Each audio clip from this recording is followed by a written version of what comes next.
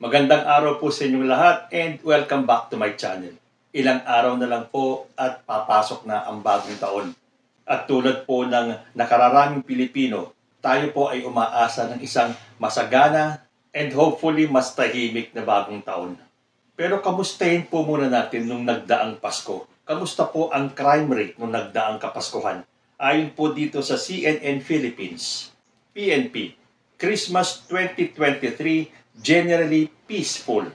Crime rate dips by 66.34%. Abay, napakalaking porsyento po nun ang binaba ng krimen nung panahon ng Kapaskuhan. Sabi po dito, the country saw a 66.34% drop in crime rate this Christmas compared to the holiday last year, the Philippine National Police said. PNP spokesperson Colonel Jean Fajardo said, Christmas is generally peaceful nationwide with no significant untoward incidents recorded. Focus crimes went down to 34 cases recorded on December 24, a big drop compared to the 101 crimes tallied on the same date in 2022, sabi pa po ng PNP. Ano po ba yung mga focus crimes na tinatawag? There are 8 focus crimes. Yung po yung murder, homicide, physical injury, rape, theft, robbery, car theft, and motorcycle theft. So as of 6 a.m. on Christmas Day, ang mga naitalang mga insidente were 19 recorded since the previous day, including illegal discharge of firearms, illegal possession of firearms, use and sale of firecrackers, and fire related to firecrackers. So doon po sa mga focus crimes, yung mga mabibigat na krimen, bumaba po ng gusto from 101 to 34 cases lang. So very good po sa ating PNP at sa atin din mga Pilipino. Ibig sabihin, maraming Pilipino ang nagdiwang ng Pasko ng mapayapa at iilan lang ang gumawa ng mga matitinding krimen. Bakit kaya? Isang dahilan kaya nito ay dahil tumaas ang antas ng kabuhayan at hindi na sila matatawag na mahirap.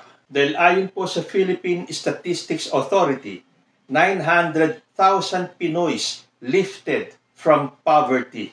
Dahil hindi po ba isa sa dahilan kung bakit napipilitang gumawa ng masama ang ating mga kababayan ay dahil sa kahirapan.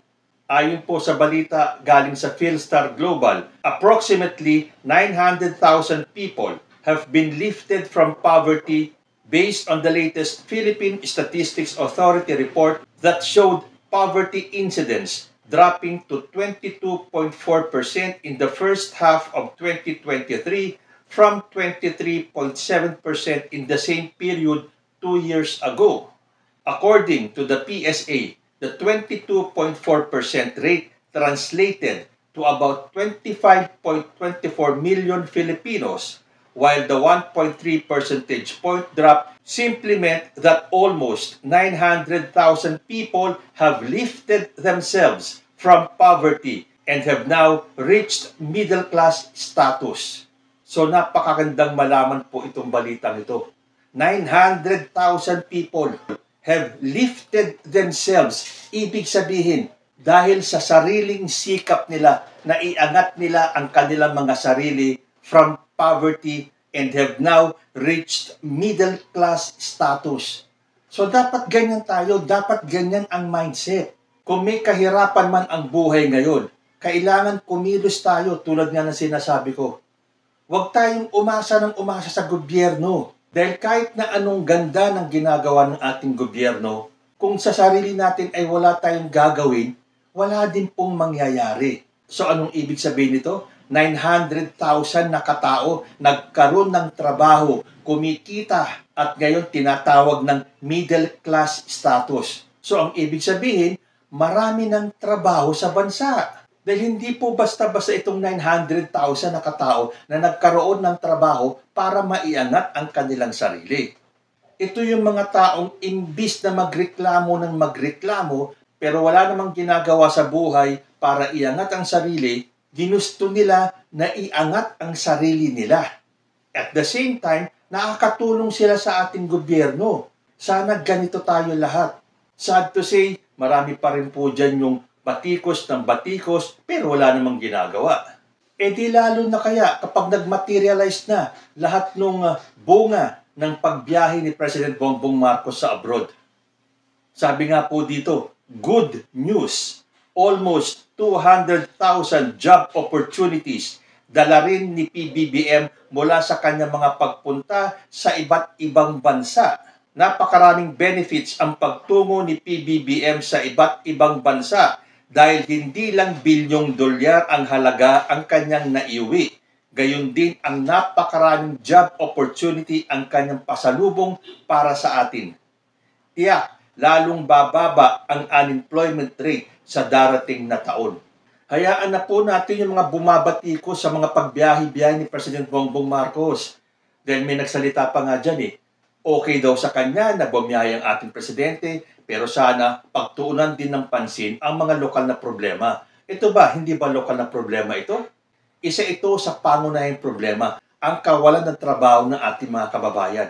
Kung ganito, na napakadami na ang nagkakaroon ng trabaho, kapag ganito ng ganito, na dumadami ang nagkakaroon ng trabaho, mababawasan po ang ating mga kababayan na naghihirap.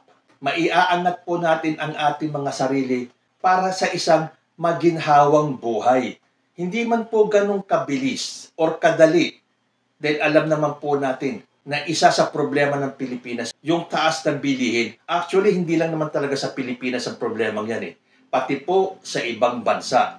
Pero yung mga anti dyan, ang gusto lang nilang paniwalaan at gusto pang ipakalat na ang Pilipinas lang, dito lang sa ating sobrang mahal ng bilihin. Pero kung titingin lang po tayo sa ating paligid, marami na pong mga job opportunities. Nasa sa atin na lang talaga kung magtatamad-tamad pa rin tayo. Kung nagawa nitong 900,000 na Pilipino na itaas ang sarili nila from poverty to middle class status, magagawa po nating lahat yan. So doon sa mga bumabatikos sa mga biyahe ng ating presidente, bahala na lang kayo sa buhay ninyo. No amount of explanation ang magbabago naman sa way of thinking ninyo So bakit pa kami maghihirap ipaliwanag kung hindi nyo rin naman papakinggan? So, dagdagan po natin ng dahilan itong mga nanggagalaiti tungkol sa mga biyahe ng ating presidente. Dahil ayon po dito sa Inquirer.net, Marcos Travel Fund up 58% at 1.408 billion pesos. Admin hopes to elevate Philippine position. So ayan, 58% po ang itinaas ng travel funds ng ating presidente ngayong 2024. Sabi po dito, President Marcos will have 1.408 billion pesos to spend for his local and foreign trips next year based on Republic Act number 11975 or the General Appropriations Act of 2024 which he signed on December 20 in Malacanang. This is 58% higher than his 2023 travel allocation of 893.57 million pesos this year. President Marcos has embarked on 19 foreign trips since assuming office on June 30 last year, 12 of them in 2023. Presidential Communications Secretary Cheloy Velicaria Garafil earlier said the increase in the requested budget for the President's local and foreign travels next year would help attract more investments into the country. Since the lifting by the World Health Organization of the public emergency due to the COVID-19 pandemic, the invitations received by the Office of the President from foreign governments and international entities have increased significantly. Yan po ayon kay Garafil. Mula nung na-lift yung public emergency dahil sa COVID-19, dumagsa, significantly increased yung mga imbitasyon na natatanggap ng Office of the President from foreign governments and international entities. Ano po ang ibig sabihin nito? Ganyan po kabilib at kataas ang kanilang respeto at paniniwala kay President Bongbong Marcos. Hindi ba dapat matuwa tayo? Globally, hinahangaan ang ating presidente. At dahil mataas ang tingin nila sa ating presidente, mataas ang tingin nila sa mga Pilipino.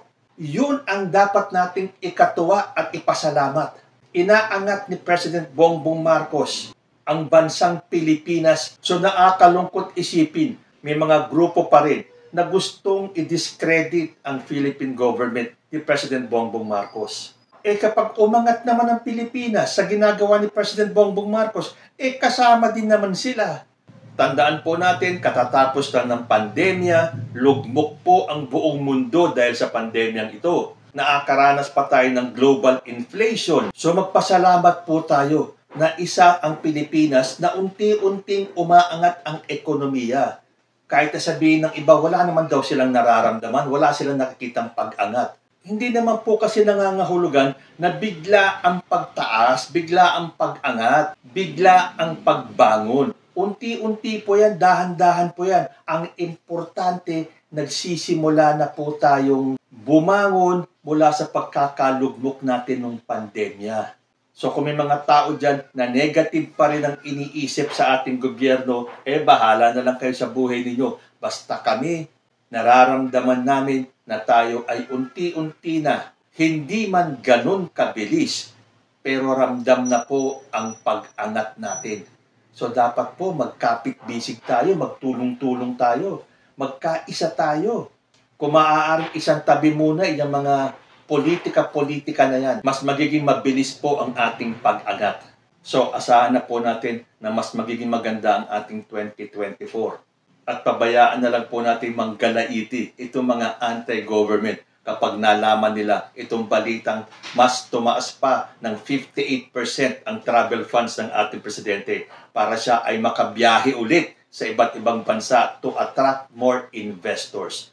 At doon sa mga nagsasabing pasarap lang ang ginagawang biyahe ng ating presidente, bahala na kayo sa buhay ninyo. So hintayin na lang po natin, ilang araw na lang, New Year na. Ngayon pa lang bumabati po ako sa inyo ng isang masagana at mapayapang bagong taon. Kayo po, what are your thoughts about this? Comment lang po down below and I will see you next time. Peace.